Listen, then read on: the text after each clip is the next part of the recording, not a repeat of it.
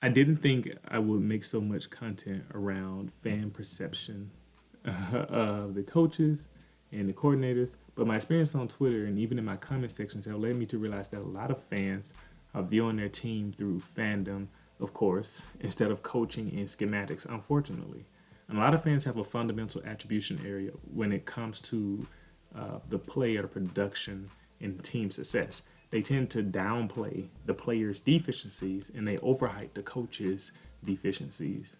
Therefore, they have a fundamental attribution area, and at least they have inaccurate assessments of their team overall. So this video is going to be interesting because I find myself having to defend Bill O'Brien a little bit here, which a lot of people don't want to do for different reasons, and especially the Deshaun Watson situation. So what you need to know about Bill O'Brien's offense in a simple way that'll help you understand a lot of what you see when you see Alabama play is that when Bill O'Brien's offense tends to be complex in the aspects that the quarterback needs to know how to thoroughly diagnose the defense and make all adjustments necessary to attack whatever coverage is presented.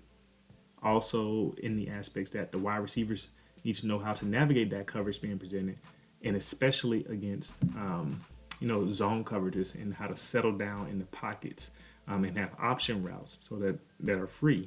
And then the quarterback is supposed to accurately deliver the ball on time to that open space against the coverage. And if this is executed well, then you basically have a good completion just about every play, at least in my experience of what I've seen. This requires the quarterback to be super accurate, and this is very difficult and not something that every player can do naturally. Fortunately for Alabama, Bryce Young is exceptionally good at doing this, but as you'll see in today's video, sometimes he's a little too greedy because of how good he is at doing this. And I think some people wrongly accuse Bill O'Brien for only calling deeper passing routes or long progression routes. But in all honesty, I've seen him make some adjustments to that. And a lot of his plays have short outlets to the flat and quick running back out routes that the quarterback is supposed to throw to when the coverage is good down the field. And spoiler alert for the video, Bryce Young tends to not throw that pass for whatever reason. Tua Tagovailoa, for whatever reason, had the same issue as well, and I'm kind of concerned because both of them are smaller guys who don't need to take a lot of hits, as you saw from Tua's injury this year. And I will spend a long time breaking down each of the plays that I'm going to slowly show you over the course of this video, but I can't do that today. Tonight, I should say.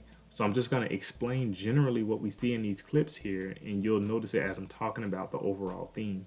So you'll notice that Bryce Young either doesn't identify the blitzer or he doesn't throw hot to his running back for whatever reason, who's usually in the flat, and most of the time he's busy surveying downfield for an exorbitant amount of time, unnecessarily, I might add, especially when you got Jahmyr Gibbs, and when Jahmyr Gibbs was healthy, he would routinely protest and not being delivered the ball by Bryce in the flat, as you can see at the end of some of the clips here. You can see him jumping up and down and waving his hand. So when the coverage is that good down the field, that usually means the flat is very open.